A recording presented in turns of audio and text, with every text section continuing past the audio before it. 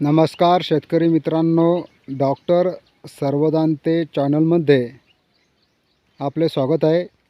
या ठिकाणी आपण पाहू शकता हे राशी कपाशीचे वाण आहे।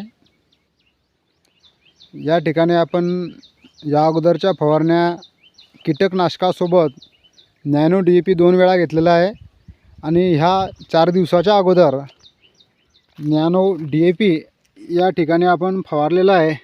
4 दिवसाच्या अगोदर आपण पाहू शकता फळफांद्यांचं अंतर जे 3 इंच राहायला पाहिजे तर 2.5 ते 3 इंच या ठिकाणी 2.25 इंच या ठिकाणी आपण पाहू शकतो फळफांद्यांचं अंतर। हे फळफांदे मित्रांनो या अशा पद्धतीने या ठिकाणी नॅनो DAP फवारल्यामुळे हा आलेला रिझल्ट आहे। आणि बेसोल डोससुद्धा मी या ठिकाणी टाकलेला होता, माधन कंपनीचे 10-26-20। आणि अजून एक सांगायचं आहे शेतकरी मित्रांनो की जे आपल्या कपाशी पिकाला हे आपण पाहू शकता वाळ फांदी म्हणतात याला। प्रत्येक झाडाला 2 ते 3 प्रकार या वाळ फांद्यात असतात। तर कपाशी हे 60 दिवसाच्या होण्याच्या अगोदर आपल्याला हे वाळ फांदी याडून अशी कैचीच्या साहाय्याने कट करायची आहे। खोडापासून 1 इंच अंतरावर या ठिकाणून आपल्याला कट करायची आहे, जेणेकरून बुरशीचा प्रादुर्भाव ह्या कपाशीत जाणार नाही। आणि हे वाळ फांदी कापल्यामुळे काय होणार आहे की जे काही वाळ फांदी वाळण्याचं काम करते याला बोंड 2-4 बोंड शेंड्यावर येत असतात, परंतु हे वाळ फांद्या 3 ते 4 वाळत असताना आपल्या झाडातलं स्टोरेज ताकद कमीत कमी 35 ते 40% या वाळ फांद्या खात असतात। त्यामुळे आपले जे काही बोंडांची संख्या असते त्याच्याकडे त्याला ताकद जाऊ देत नाही, कैऱ्यांची संख्या वाढत नाही, कैरीचं वजन वाढत नाही। हे वाळ फांदी काढल्यामुळे एक होणार आहे शेतकरी मित्रांनो की कैऱ्यांची संख्या वाढणार आहे, ज्या कैऱ्या आहे त्या बोंडांची वजन वाढणार आहे।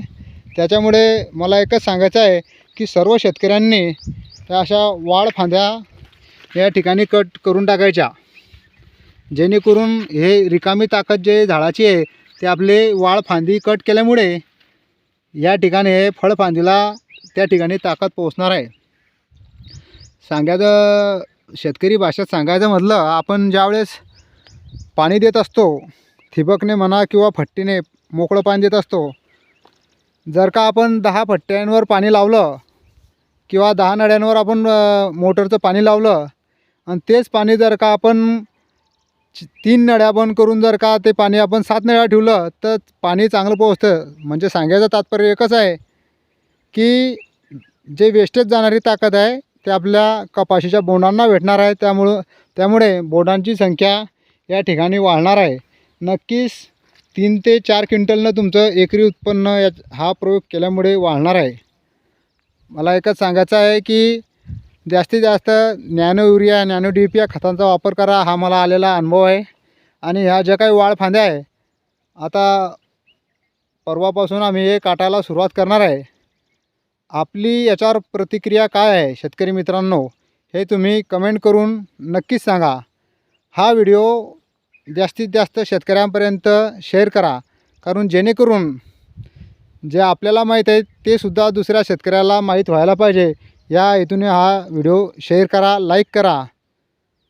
आणि एकच सांगायचं आहे की नाही काही तर 2 तासांच्या तरी वाळ फांद्या यावर्षी प्रत्येक शेतकऱ्याने कापून पहा आणि त्या 2 तासांमध्ये त्या 2 लाईनीमध्ये काय फरक आहे काय फरक नाही हे तुम्हाला प्रत्यक्ष तुमच्या शेतामध्येच तुमच्या प्लॉटमध्येच तुम्हाला पाहायला मिळेल।